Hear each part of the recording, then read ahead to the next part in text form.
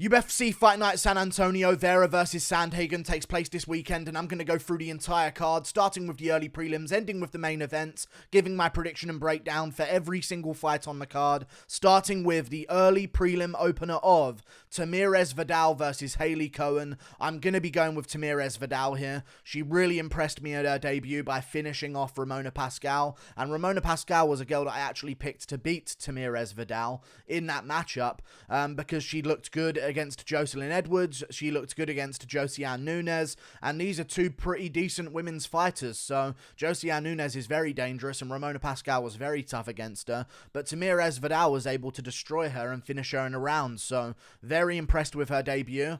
As for Hailey Cowan, split decision on the Contender Series against a decent opponent, I understand. She didn't look too terrible. Technically, I understand that as well, but at the same time, look at the two of them. I'm going to start doing this a little bit more for these types of fights, okay? Look at the two of them. Look at Tamires Vidal and look at Hailey Cowan. I know who wins a fight. Tamires Vidal will win this fight. I'm going to use my eyeballs, and that's all I'm going to go off of for evidence. Look at them. Tamires Vidal wins. You know what I'm saying? We move on. Up the card, Vinicius Salvador versus Victor Altamirano. This is a tough one. This is a really, really tough one. I'm gonna actually go with Vinicius Salvador here, just because he's so much younger than Victor Altamirano. Altamirano's 32 years of age. It's not like there's a gulf of experience difference between them. In fact, I believe that Vinicius Salvador has more fights on his record than Victor Altamirano. He stayed very active early on in his career, and as of recently, he's been on a bit of a tear. Some of them against, opponents that maybe, he wouldn't have gotten otherwise, a couple of debut opponents, but I will say this, he was supposed to fight Victor Altamirano before, and he couldn't get that fight, so he ended up fighting a guy making their debut. He was supposed to fight another decent opponent, couldn't get that fight, ended up fighting a guy making their debut. There's a couple of weird moments as to why he's taken on some debut fighters. He lost to Jafel Filho, who just had that moment against Mohamed Makayev on the last card at UFC London, so he's not terrible. Other than that, another submission loss and a split decision and a KO way earlier in his career in 2015. This guy's been doing it for a very long time. I feel like he's got more finishing potential than Victor Altamirano, and Victor Altamirano loves to scrap, and I don't think he has as much danger in his game as Vinicius Salvador does. Got dropped badly by Daniel da Silva, came back and finished him off. Not too badly, but he got dropped, hurt for a second, came back and finished to Daniel da Silva in round 1, lost to Carlos Hernandez, lost to Carlos Candelario, which I don't really like because I don't think much of Carlos Candelario. I just think in this case, they're both very evenly matched and people are pretty torn over who they're going for. The majority of people are actually picking Victor Altamirano here, but I'm going to trust in the youth of Vinicius Salvador here, I think. And I think he's got also a massive amount of finishing potential over Victor Altamirano. So if one of them gets hurt, I trust Vinicius Salvador to bounce back a little bit more. Whereas I think if he drops Victor Altamirano like Victor Altamirano's last opponent did, he might end up finishing him because we saw that on the Contender Series, 3 knockdowns in that fight. So I'm going to go Vinicius Salvador here against Victor Altamirano. We move on up the card to another fight, which is Manuel Torres versus Trey Ogden. You know what? I'm feeling the underdog here. I'm actually going to hazard a bet at a few underdogs on this card, I'll be honest with you guys. I'm going with Trey Ogden here. I like him as an underdog, man. He's a veteran of the game. Sure, he's lost a bunch of fights, but he's had so many fights. He's a true veteran that's still hungry to get his in his MMA career. Manuel Torres, a young prospect coming up from Mexico. Didn't we just see this with Daniel Zellhuber in Trey Ogden's last fight? A young up-and-coming prospect that should beat him, and he was able to just make it tricky for him. Really, really tricky for him. You know what I mean? And we've seen Manuel Torres lose a few fights in his career as well. He hasn't fought the best. He's fought some decent opponents. I'll give him that. Some decent opponents here and there. Had some great performances. But the thing is with Trey Ogden, he's good at avoiding the danger early on. You know what I mean? And I feel like he'll be able to avoid the KO early on with his tricky and annoying to deal with style.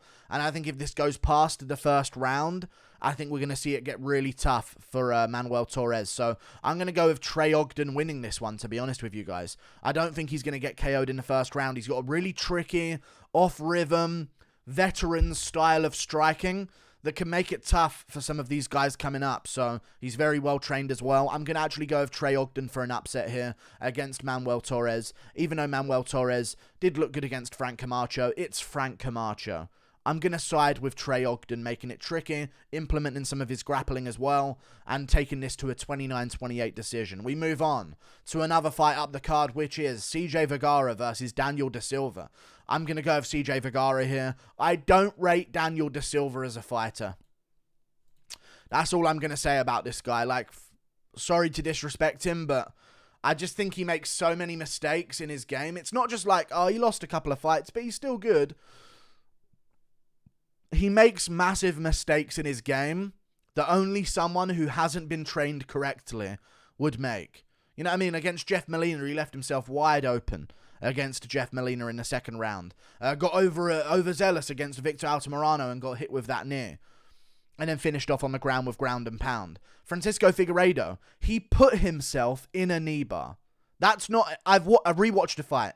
He literally transitioned himself on the ground into a terrible position for himself and gave Francisco Figueiredo that submission. It was a really, really weird move, and it just reeked to me of someone who's not really taking it seriously. He does the dancing on the way out. He has fought some decent opponents with some decent records, but we haven't really heard of them.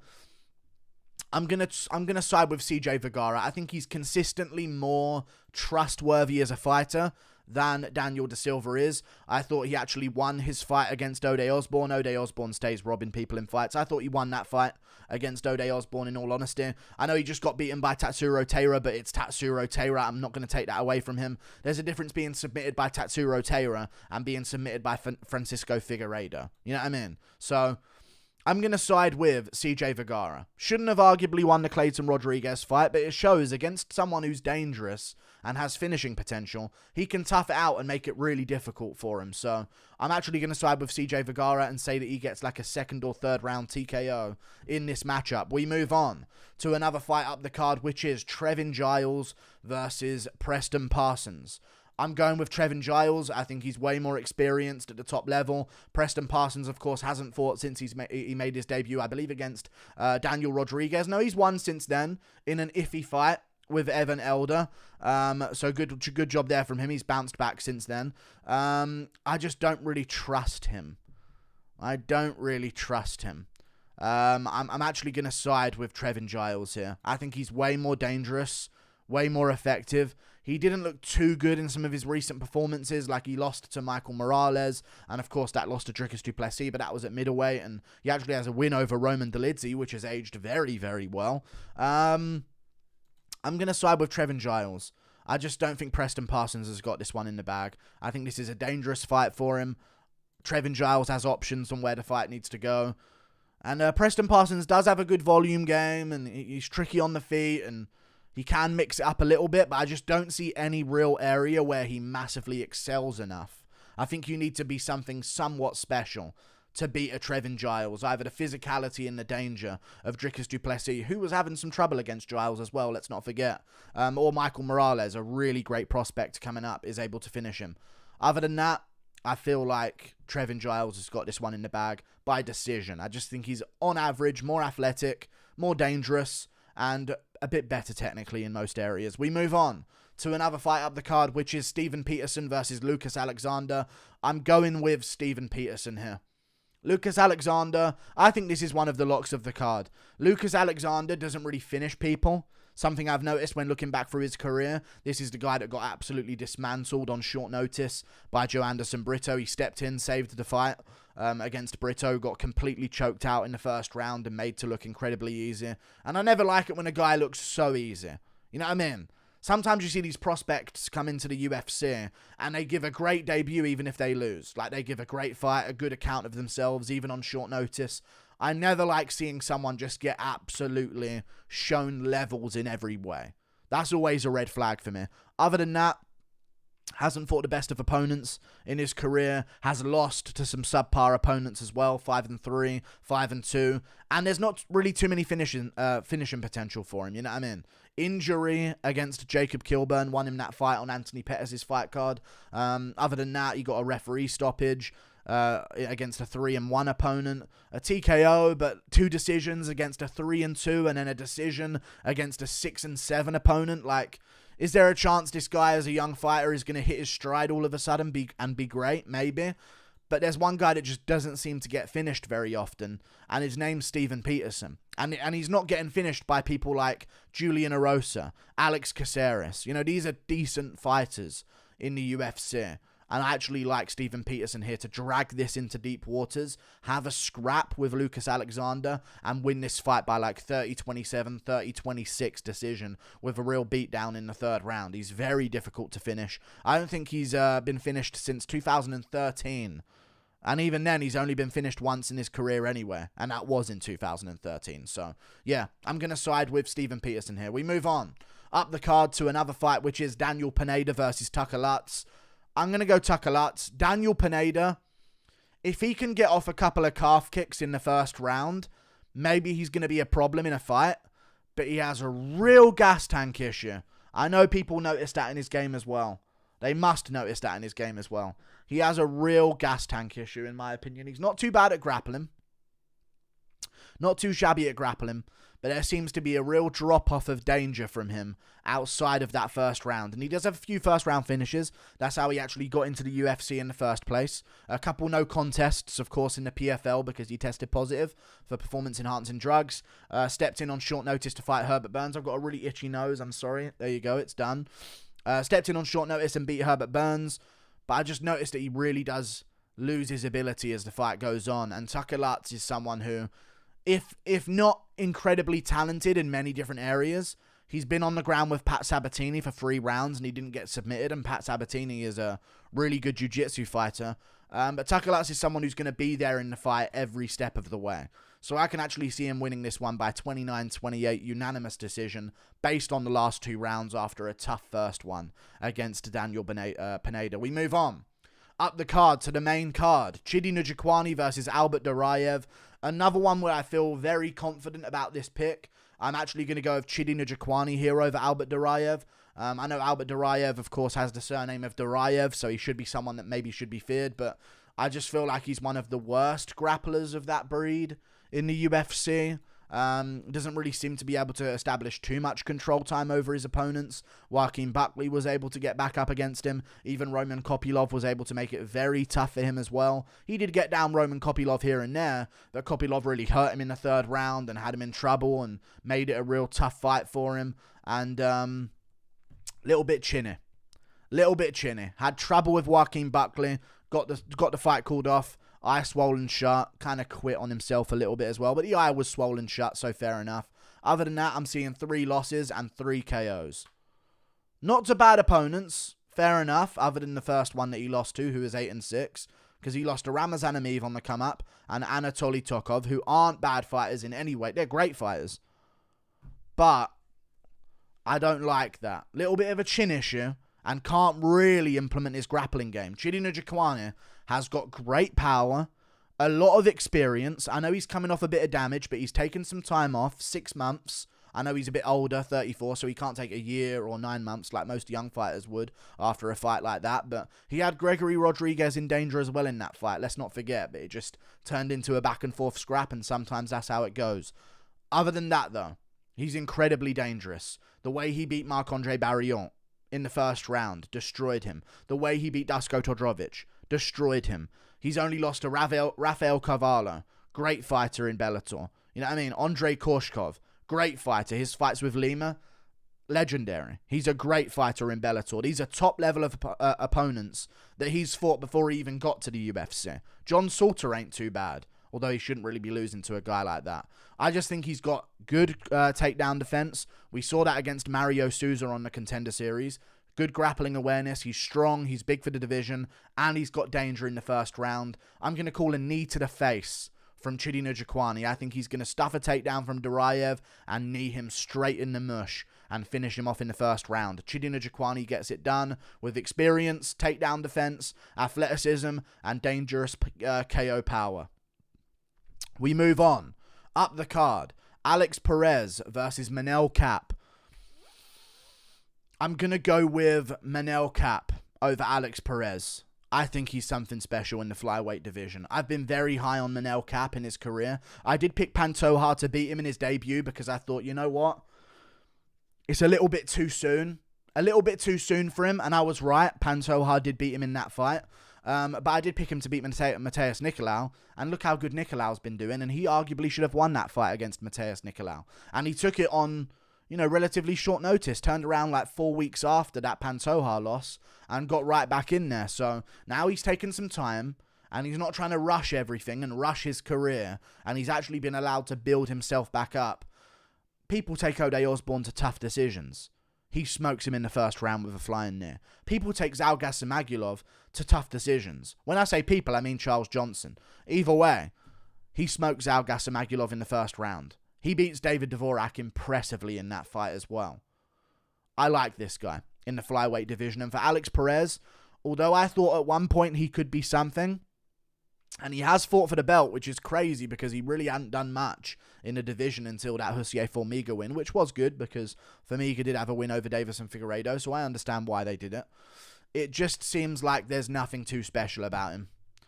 Just like an average fighter, can get overwhelmed in the first round, has a high chance of being finished in the first round, as we've seen in his last 2 fights where he's lost both of them by first round finish. Don't really like that against a guy like Manuel Kape, who's very, very acrobatic and dynamic. Sorry, not acrobatic. He's not doing backflips, but dynamic and, I guess, acrobatic with the way he's jumping into those knees.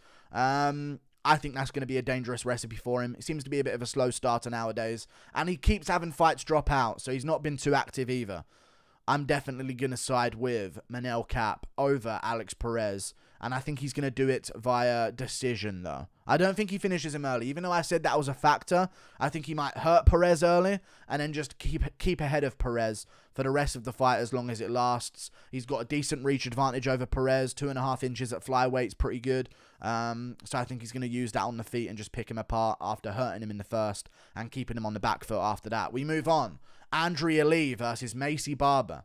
I'm going with Maycee Barber here. Andrea Lee has shown that she slows down in fights whenever she decides to whenever she gets wrestled by her opponents. And one thing that has massively improved in Maycee Barber's game, I know that people shit on her and say, she lost to Roxanne Modafferi and Alexa Grasso. One thing that's been improved in her game is her grappling. Now, I know Miranda Maverick arguably should have beaten her, but she's really improved her grappling, and people really forget she's 24. Andrea Lee is 34. You know what I mean? And Maycee Barber's training all the time, non-stop, trying to be a world champion. I don't know where Andrea Lee's mindset is in her career right now. She keeps taking a lot of damage in her fights, having tough fights, winning some fights here and there. But I think this is the fight where Maycee Barber, if nothing else, is really tough, and she can grapple a little bit, and she can strike a little bit. She will get outstruck on the feet in this fight in certain moments, but I think there'll be other moments where she's able to get the takedown, and I think if she does, we'll start to see Andrea Lee slow down and sort of like lose a lot of position, get beaten up on the ground. We saw that against Vivian Araújo. I'm going to side with Maycee Barber. Her grappling against Montana De La Rosa looked quite impressive, in my opinion. Very impressive, so yeah, and she looked good against Jessica Rai as well. So, yeah, Maycee Barber gets this one done via unanimous decision. I'll say 29-28. Tough first round where she has to figure out the stand-up of Lee. But then as it goes on, Lee will start to slow down. Barber will start to establish dominant position against the cage, on the ground, and win those last 2 rounds. Maycee Barber gets it done. We move on. Nate Landwehr versus Austin Lingo. I hope I'm not jinxing Nate the Train! I love Nate the Train. Clarksville, staying up. Nate the Train in the UFC. I love Nate the Train. I've been talking about Nate the Train for a very long time. Since he was on the regional scene. Since he was beating Russians at M1. This guy didn't come up the normal way. I like Nate the Train. I know he got caught by Julian Erosa. I know he had a real tough time against Herbert Burns where he got caught as well. Austin Lingo's not the guy who's going to finish him in the first round. And that seems to be the way you have to beat Nate the Train. You got to catch him with something early. like Onama tried to do, but even then he still recovered. You got to catch him with something early. And it seems like since Austin Lingo has started fighting, he's called lights out because he got a couple of finishes on his regional career. But since he stepped up just a tiny bit in competition, it seems like that finishing potential has rapidly dropped, it seems. And he's had some tough fights with Luis Saldana, Jacob Kilburn, subpar fighters in the UFC. Whereas Nate Landwehr's like beating Darren Elkins in a comeback fight, finishing Ludovic Klein, which is a good thing to show from him, beating David Onama in a great fight. I think he will break Austin Lingo as the fight goes on, especially in the clinch. Very dangerous in the clinch with his knees and elbows. I'm really looking forward to Nate Landwehr's fight here, and I think they've done him a good favor. Plus, he was supposed to be fighting Alex Caceres, and Austin Lingo has stepped up. I know Lingo is ready for a fight as well, but Landwehr was ready for this date, and I think that's a little bit of an advantage for him. He was ready for this date, this venue. He knew it was going to be in San Antonio, and he was training for a dangerous guy in Alex Caceres that I thought was going to beat him. So I think he'll be ready, and I think he'll beat Austin Lingo by a late rounds finish or in a crazy, fun war where he comes out on top after the 3 rounds are over. I love Nate the Train. Hopefully he gets a win and gets on that microphone because that's what I'm going to be waiting for this weekend. The guys he fought at M1, man. Different than how normal American fighters and UK fighters come up. He went to them. Normally the American fighters and the UK fighters, they stay in their little area. Cage Warriors, LFA, CFFC. No one come from anywhere. Don't give me a Russian guy from halfway across the world. I'll just fight a bunch of other Americans in my town.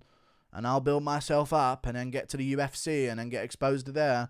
You know what I mean? This guy went to the Russians. Okay? Tennessee Regional to M1 against Korobkov. 13-2. Beat him. Then he fought Victor Kolesnik. Beat him. Then he fought Dalgiev. Beat him. He was 10-1. Kolesnik was 14-3. Controversial decision. Arguably could have lost, though. I will be honest, I've watched that fight. It's on YouTube. Go check out the fights on YouTube. Great ones. 18-7, Lesnev. Beat him at M1. 16-4, Kolesnik in the rematch. Beat him a little bit more convincingly.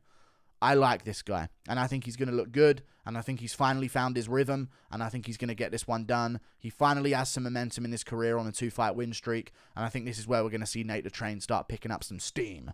We move on to the co-main event, Holly Holm versus Yana Kunitskaya. Probably just Holly Holm holding her against the cage. She's still an athlete, even though she isn't maybe one of the best fighters in the world anymore, technically. She still beat some decent opponents in her recent fights. You know what I mean? And I believe, she beat Irene Aldana. She beat Raquel Pennington. She arguably could have beat Ketlin Vieira, although it was a close fight, and I don't mind that decision going to Ketlin Vieira, but she's still beating some decent level competition. Last 2 losses, Amanda Nunes, Chris Cyborg. Nothing to scoff at there. Jermaine Durandamir, comeback win from Misha Tate after Holm was winning the fight early on. Valentina Shevchenko beats her. Like, she's not losing to Yana Kunitskaya. And if she is, that's when it's time to retire. I don't see her losing this one. I see her getting invigorated from John Jones winning the heavyweight belt. So I think she's going to get this one done and give it one last run. And I also think Yana Kunitskaya is just a little bit in her career, to be honest with you. Loses to Ketlin Vieira. Arguably could have won that one, though, right, with the damage that she was doing whilst having her back taken. No, she beat Ketlin Vieira, sorry. Loses to Irene Aldana by first round KO. Tough loss for her there. Not too good. And she hasn't really fought recently. She last fought in 2021, so she had a kid as well. That's often not great. Coming back from having a kid, I think she just had the child of Thiago Santos, which is why she's now called Yana Santos, 33 as well. I'm going to go Holly Holm, pushing her against a cage. As sad as that is to predict it to happen that way, that's what I'm doing. We move on to another fight up the card, Marlon Vera versus Cory Sandhagen.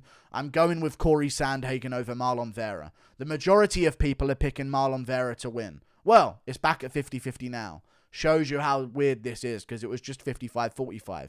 So it's back at 50-50 again on Tapology. I like Sandhagen here, man. I do, and I like Marlon Vera as a fighter. I know I pick against him sometimes because I don't think he's like all that great technically, although he does have good power and finishing instincts and abilities in those areas. I think Cory Sandhagen, I'm going to describe him in comparison to other opponents of Marlon Vera that he's recently beaten. I think Cory Sandhagen is way better than Dominic Cruz. Better footwork, better power, better shot selection, tougher, better chin, better cardio over 5 rounds, more in his prime, more in his athletic prime, less injuries in his career, more diverse with his attack. He's not going to go for the head the whole time, and that will allow Marlon Vera to get those reads eventually. He's going to be much harder to read, to find a KO blow on. I think he'll chop the legs, go to the body, go to the head. He's much tougher than Rob Font. He's much more strategically diverse than Rob Font. His striking, mixing it up wise, is way better than Rob Font, who again is a headhunter against Marlon Vera, and that's how he ended up getting caught by all of those techniques that dropped him and hurt him. Just like Dominic Cruz, it's a very similar theme that we see in Marlon Vera's matchups.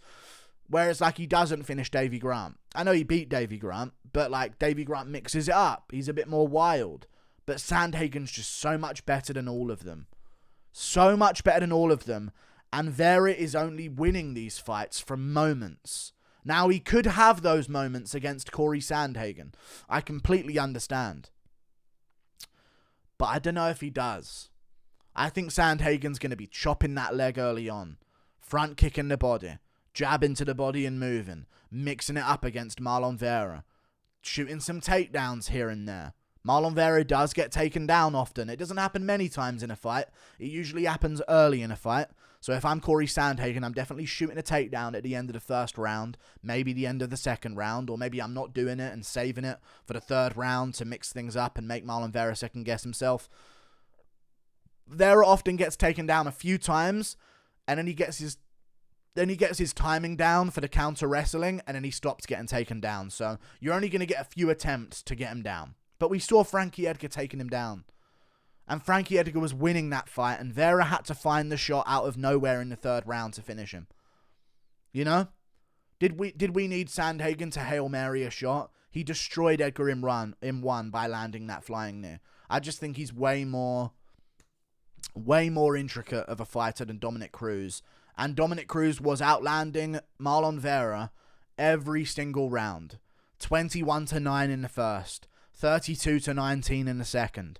28-21 in the third. And then he got finished in the fourth, of course. But, here's my point. Cruz took him down as well, by the way. Here's my point, though. Cory Sandhagen. With Dominic Cruz, a lot of those effective shots were to the head. Now, he does go for the legs and the body here and there, but they're not really effective. They're not hurting his opponent. He's never chopping his opponent's leg, and you can see it affecting his opponent. You know what I mean? He's just tapping at the leg to keep him guessing about something. Or he's tapping a little jab to the body to keep them guessing about something. Sandhagen's hurting people. If you let him get that much offense off on you, and I think this is what Vera does so well against his opponents, they spend all their time hitting him in the head, and he meets all the shots with his forehead. He doesn't necessarily have he does have an amazing chin, but to just say, he has an amazing chin, that's it, that's the only reason he's not getting finished, is not entirely true. He's very defensively aware, keeps his eyes open, sees everything coming, and he dips his forehead, into the directions that the punch are coming in. You know what I mean? He's very good at doing that. Bas Rutten style. Rob Font landed 271 strikes on him in a 5-rounder. Sandhagen is tougher than Rob Font. If he lands 271 strikes, 71 of them are hard leg kicks. 50 of them are really good body shots. Rob Font landed 73% of those shots to the head, and the ones to the body were jabs, and the ones to the legs were nothing. I think Sandhagen, if you let him get ahead, he's going to get ahead in a much more effective way against Marlon Vera's style than a lot of Marlon Vera's recent opponents, and I think we're going to see him cruise to a decision. Maybe have a moment in the fight where he's in trouble, and he gets caught with a check hook, and gets put down, but gets right back up. Maybe there'll be that moment, but I don't see him going all jelly-legged like Rob Font. I see him getting hurt, okay, bounce right back up, start moving around again. I think that's what Sandhagen has that a lot of previous opponents of Marlon Vera don't have, and that's why I'm going to side with him to win this matchup over Marlon Vera in the main event. I reckon he gets it done. Very close fight, though. Competitive, of course, Marlon Vera always has that finishing ability. It's going to be much harder to land a head kick on Sandhagen, much harder to land a front kick to the face on Sandhagen, much harder to land a sweet chin music on Sandhagen. He's so tall, he moves so much, and he's just got back in the win column against Song Yadong, who, although had a tough fight with him, let's not forget he had a tough fight with Marlon Vera as well, and he definitely improved since that Marlon Vera fight. So I think Sandhagen fought a better version of Song Yadong, who is equally as powerful, if not as powerful as Marlon Vera. We saw that in their fight against each other. I thought Vera won, but Song Yadong gave him a lot of problems, and it was a very competitive fight. I think Sandhagen gets it done. I do.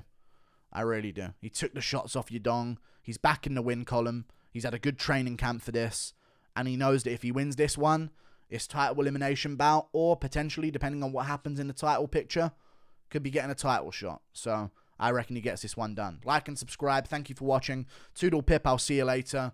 Goodbye.